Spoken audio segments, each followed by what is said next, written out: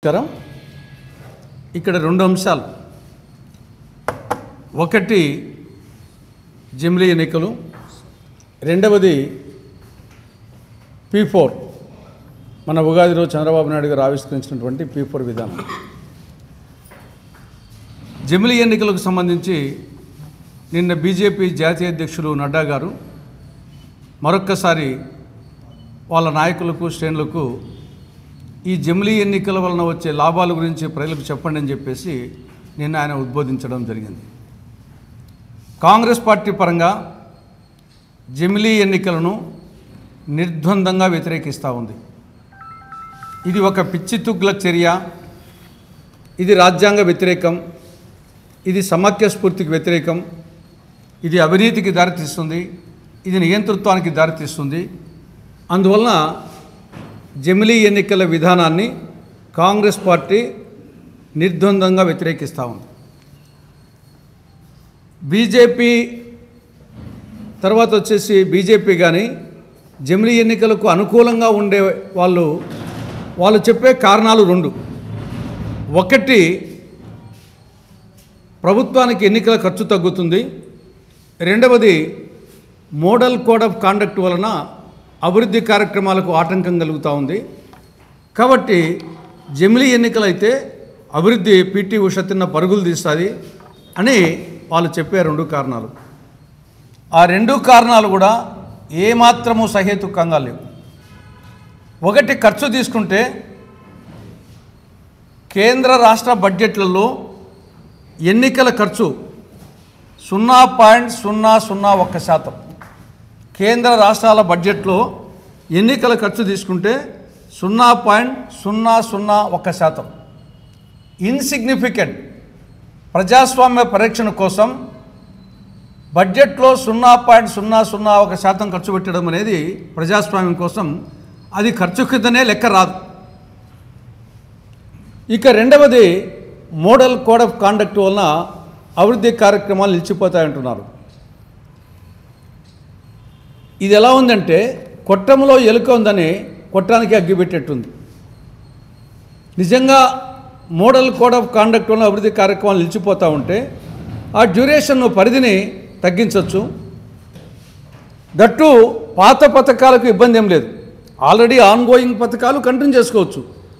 ఏదైనా కొత్త పథకాలు ప్రారంభించాలంటే దాని ఎన్నికల కమిషన్ పర్మిషన్ తీసుకోవాలి. అంతే తప్ప మోడల్ కోడ్ ఆఫ్ కాండక్ట్ వలన అభివృద్ధి కార్యక్రమాలు నిలిచిపోతున్నాయని చెప్పడం అనేది ఇది ఏమాత్రం సమంజసం కాదు. ఇక ఈ యొక్క జమిలీ ఎన్నికలు అంటే ఏమి, దేశమంతా ఒకేసారి ఎన్నికలు, అటు ఎమ్మెల్యేకు అటు ఎంపీకి, మామూలుగా అయితే స్థానిక సంస్థలకు పెట్టాలా, కానీ మళ్ళీ స్థానిక సంస్థలకేమో సెపరేట్గా పెడతారంట. ఇంకా వార్డు మెంబర్కు, సర్పంచ్కు, జెడ్పీటీసీకి, ఎంపీటీసీకి వీళ్ళందరికీ సెపరేట్ పెట్టినప్పుడు ఈ రెండు ఎమ్మెల్యే ఎంపీ పెడతానే అది వచ్చేసి జమిలీ ఎన్నికలు అవుతుందా? అసలు ఒకే రాష్ట్రంలో ఒక్క ఎంపీ ఎన్నికలే ఒకే రోజు నిర్వహించలేకున్నారు. ఉత్తరప్రదేశ్లో 7 ఫేజ్లో ఎన్నికలు నిర్వహించారు. అంటే అమ్మకు అన్నం పెట్టని ప్రబుద్ధుడు పిన్నమ్మకు బంగారు గాలు చేస్తున్నట్లు ఒక రాష్ట్రంలో ఒక ఎన్నికను ఒక ఫేజ్లో నిర్వహించలేని ప్రభుత్వం దేశమంతా కాశ్మీర్ నుండి కన్యాకుమారి వరకు, కటక్ నుండి అటక్ వరకు 28 రాష్ట్రాలు, 8 కేంద్రపాలిత ప్రాంతాల్లో ఒకే రోజు నిర్వహిస్తుందంట ఎమ్మెల్యే ఎన్నికలు, ఎంపీ ఎన్నికలు. కాబట్టి ఇది ఆచరణ సాధ్యం కాదు. ఇది చేయాలంటే 5 రాజ్యాంగ సవరణలు చేయాలి. రాజ్యాంగ సవరణలు చేయాలంటే లోక్సభలో, రాజ్యసభలో 2/3 మెజారిటీ రావాలి. అది లేదు. ప్రస్తుతం లోక్సభ తీసుకుంటే 543 సభ్యులకు టోటల్ ఉంటే దానికి 2/3 మెజారిటీ కావాలంటే 362 కావాలి. కానీ ఎన్డీఏకు ఉండేది 293, 69 లోక్సభ సభ్యులు షార్టేజ్ ఉంది. కాబట్టి అక్కడ 2/3 మెజారిటీ రాదు. రాజ్యసభలో 245కు గాను 164 మంది ఉన్నారు. 164 కావాలి, 121 మంది ఉన్నారు. కాబట్టి అక్కడ 43 షార్టేజ్. కాబట్టి ఇది అసాధ్యము, ఇది ఆచరణ సాధ్యం కాదు, ఇది పిచ్చి తుగ్లక్ నిర్ణయం. కాబట్టి కాంగ్రెస్ పార్టీ దీన్ని టూత్ అనేలు వ్యతిరేకిస్తూ ఉంది. ఇది జమిలీ ఎన్నికలకు సంబంధించి.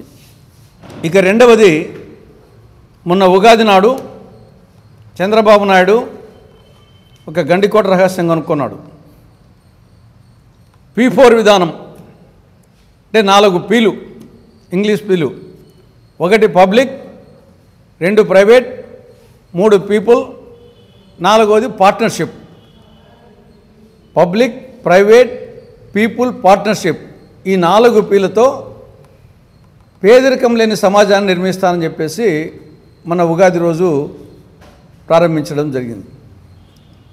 ఆల్రెడీ పేదరికం నిర్మూలన కోసం 1975లోనే ఆనాటి ప్రధానమంత్రి స్వర్గీయ శ్రీమతి ఇందిరాగాంధీ గారు 20 సూత్రాల కార్యక్రమం పెట్టిందే దీనికోసం 1975లో.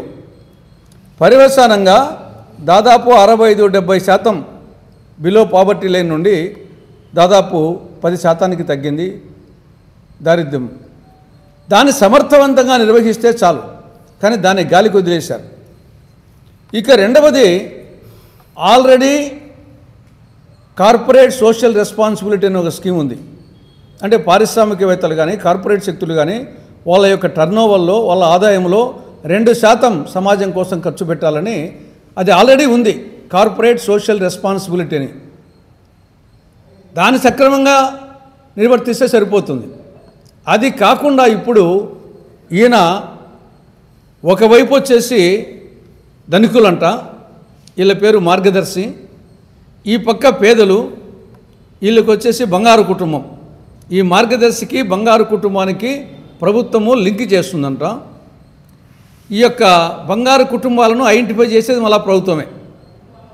కాబట్టి ఈ యొక్క సమాజంలో ఉండే 10% రిచ్ పీపుల్, సమాజంలో కింద ఉండే 20% పూర్ పీపుల్ను పైకి తేవడము దీని ఉద్దేశమని. పైకి బాగానే ఉంది, కానీ దీని వెనకాల ఉండేది ఏమంటే క్విడ్ ప్రో కో. నిన్న ఆ సమావేశంలో ఎవరున్నారు? మెగా కృష్ణారెడ్డి ఉన్నాడు. మెగా కృష్ణారెడ్డి ఆయన ఒక మండలాన్ని దీని కింద వచ్చేసి దత్తత తీసుకుంటాడు. దానికి 1 కోటి 2 కోట్లు ఖర్చు పెడతాడు. పర్యవసానంగా ప్రభుత్వం నుండి కొన్ని వేల కోట్లు కాంట్రాక్టు కొడతాడు. ఇది జరగబోయేది రేపు. క్విడ్ ప్రో కింద వీళ్ళు ఐడెంటిఫై చేసింది ప్రభుత్వం, బీద వాళ్ళని లిస్టు తయారు చేసింది ప్రభుత్వము.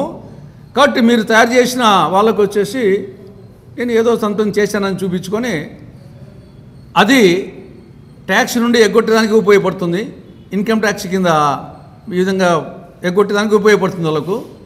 రెండవది, అది చూపి చూపి చేపను కొట్టినట్టు ఆడ 1 కోటి 2 కోట్లు ఖర్చు పెట్టి 1000 కోట్లు క్విడ్ ప్రో కింద చేసే వ్యవహారం తప్ప ఇది ఏమి కాదు. సరే, ఆ క్విడ్ ప్రో లేకుండా చేస్తే మంచిదే, కానీ ఖచ్చితంగా ఉంటుంది. కాబట్టి ఆల్రెడీ ఈ యొక్క 20 పాయింట్ ప్రోగ్రామ్ను సమర్థవంతంగా నిర్వహించండి.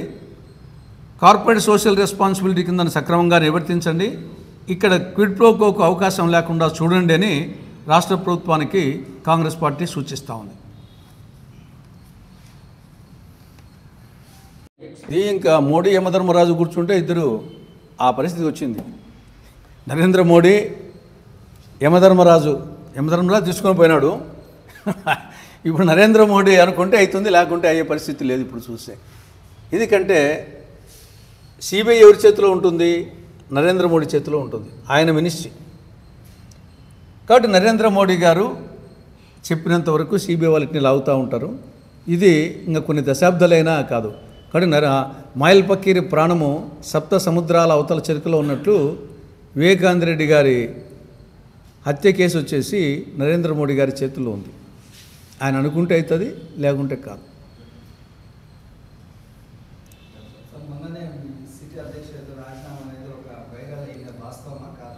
ఏమో మరి నా దృష్టికి నేను, ఎందుకంటే నేను విజయవాడ పోయాను, నేను కూడా వచ్చేసి ఏదో 1 or 2 పేపర్స్ చూశాను. నేను ఇంకా ఎవరితో మాట్లాడలేదు దాని గురించి, నాకు కూడా పూర్తి వివరాలు తెలియవు. ఆ సీట్లో కాంగ్రెస్ తరపున రాహుల్ గాంధీ గారు కూర్చున్న వరకు అంతే.